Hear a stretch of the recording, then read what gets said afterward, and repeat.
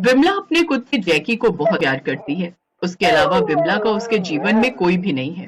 कहने को तो उसके 3 बेटे हैं, लेकिन वो सब होकर भी ना होने के बराबर है। जब विमला के तीनों बेटे छोटे थे तो उसका पति हरिया उससे कहता था, अरे विमला, ये तीनों बेटे तो मेरी पूंजी हैं। बुढ़ापे में यही हमारी धन दौलत है। तब ये तीनों हमें संभाल लेंगे। ये कलयुग है जी। पहले इन तीनों को बड़ा तो होने दीजिए, फिर इनकी शादी के बाद देखना आपके बेटे कितना आपके रहते हैं। विमला का पति हरिया एक फैक्ट्री में काम करता था। उसकी कमाई से पेट भरने लायक गुजारा ही हो पाता था। ऐसे ही एक शाम विमला जब जंगल में लकड़ियां लेने गई थी तो अचानक मौसम खराब हो गया और तेज बारिश होने लगी। वो जल्दी से एक घने पेड़ के नीचे आ खड़ी हुई। तभी उसकी नजर एक कुत्ते पर गई जो उस जंगल में ठंड के कारण मरा पड़ा था और उसका छोटा सा बच्चा उसके पास खड़ा रो रहा था और वो भी बारिश में भीगने के कारण ठंड से बुरी तरह कांप रहा था। हे प्रभु, इस बारिश में तो ये बीमार हो जाएगा। इसका पेट भी अंदर को हो रखा है, लगता है इसे बहुत भूख लगी है। विमला ने उस कुत्ते के छोटे से बच्चे को उठाया और अपनी गोद में उठाकर अपनी साड़ी के पल्लू से उसे ढक दिया। फिर उसे अपने साथ घर लेकर आई। सब बच्चे उस छोटे से कुत्ते को देखकर बहुत खुश हुए। विमला ने उसका नाम जैकी रखा और वो उसे भी अपने बच्चे की तरह ही प्यार करती। जैकी भी सिर्फ विमला के हाथ से खाना खाता। ऐसे ही समय बीता और एक रोज हरिया का देहांत हो गया। ऐसे ही कुछ साल और बीते और विमला के तीनों बेटे जवान हो गए और उन तीनों ने अपनी पसंद की लड़कियों से शादी कर ली। अब चलिए मेरी माँ, मतलब तुम्हारी सासू माँ, इनके पैर छूकर आशीर्वाद लो। जी विकास, तुम्हारी माँ के पैर तो कितने गंदे हैं, मैं इन्हें नहीं छूने वाली। ये सुनकर विमला को बहुत बुरा लगा। फिर उसने कहा, रहने दो बेटा, कोई बात नहीं। ऐसे ही उसकी तीनों बहुओं में से किसी ने भी सरला के पैर नहीं छुए। फिर कुछ ही दिनों में तीनों बहुओं में तू मैं शुरू हो गई। नैना, तुमने किचन साफ क्यों नहीं किया?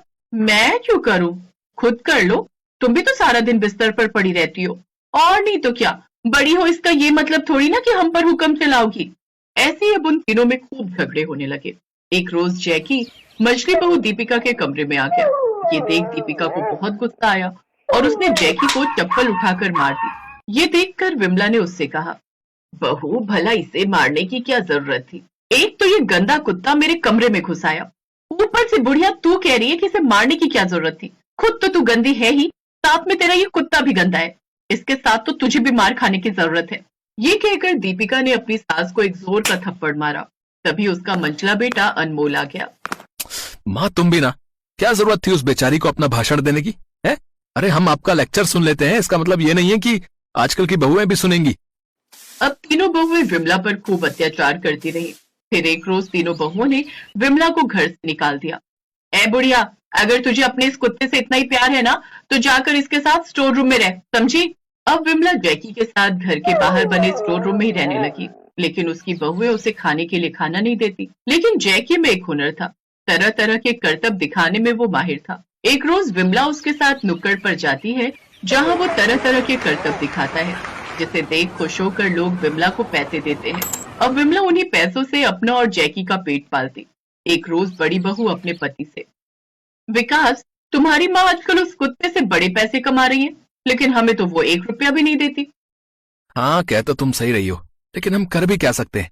मुझे वो जैकी चाहिए ताकि हम भी पैसे कमा सके। ये बात छोटी बहू नैना ने सुन ली। क्यों, तुम क्यों लोगी उसे? हमें भी चाहिए जैकी। इस तरह तीनों बहुएं जाकर जैकी को पकड़कर खींचने लगी। दर्द के मारे जैकी चीखने लगा। ये देखकर विमला बोली, अब बस भी करो तुम तीनों, मैं अपने जैकी का बंटवारा नहीं होने दूंगी। मैं मेरे जैकी को किसी को नहीं दूंगी। तो फिर बुढ़िया, तो अपने इस कुत्ते को लेकर निकल यहाँ से। अब तुम दोनों स्टोर रूम में भी नहीं रहोगे। विमला जैकी को लेकर चली गई और यहाँ वहां भटकने लगी। अगले दिन दोनों को भूख लगी।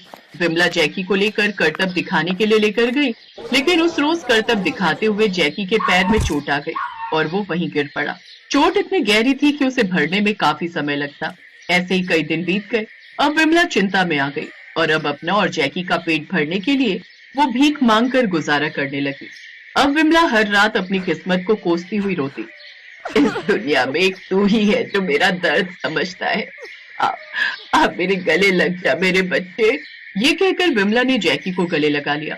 कुछ ही दिनों में जैकी का घाव भर गया और वो फिर से करतब दिखाने लगा। जिससे विमला के गुजारे लायक पैसे उसके पास आने लगे। एक रोज ऐसे ही जब जैकी रस्सी पर चलकर करतब दिखा रहा था, तभी एक सर्कस मैनेजर की नजर उस पर गई और वो हैरान था कि एक बिना ट्रेंड कुत्ता ये सब कैसे कर सकता है। अगर एक बिना ट्रेंड कुत्ता ये सब कर सकता है, तो फिर अगर इसे ट्रेनिंग दी जाए तो ये तो सर्कस में धूम ही मचा देगा। उस मैनेजर ने जाकर विमला से इस बारे में बात की। विमला और जैकी भी इस बात के लिए मान गए। मैनेजर ने 2 लाख रुपए विमला को एडवांस दिए। इतने सारे पैसे देख विमला बहुत खुश हुई। अब जैकी को उस मैनेजर ने और भी ट्रेंड कर दिया।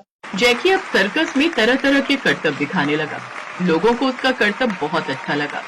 अब विमला की खूब अच्छी कमाई होने लगी और कुछ ही महीनों में उसने खुद का बड़ा सा घर खरीद लिया। जैकी, जो मेरे सगे बेटे मेरे लिए नहीं कर पाए, वो आज तूने कर दिखाया। आज सिर्फ तेरी वजह से ही मैं ये अच्छे दिन देख पा रही हूँ। मेरा प्यारा कुत्ता, मेरा बच्चा। विमला की अमीरी देख उसके बेटे बहू माफी मांगते हुए उसके पास आए, लेकिन विमला ने उन्हें ये कहकर घर से भगा दिया कि उसका अब एक ही बेटा है और वो है जैकी। विमला अब जैकी के साथ खुशी खुशी रहने लगी।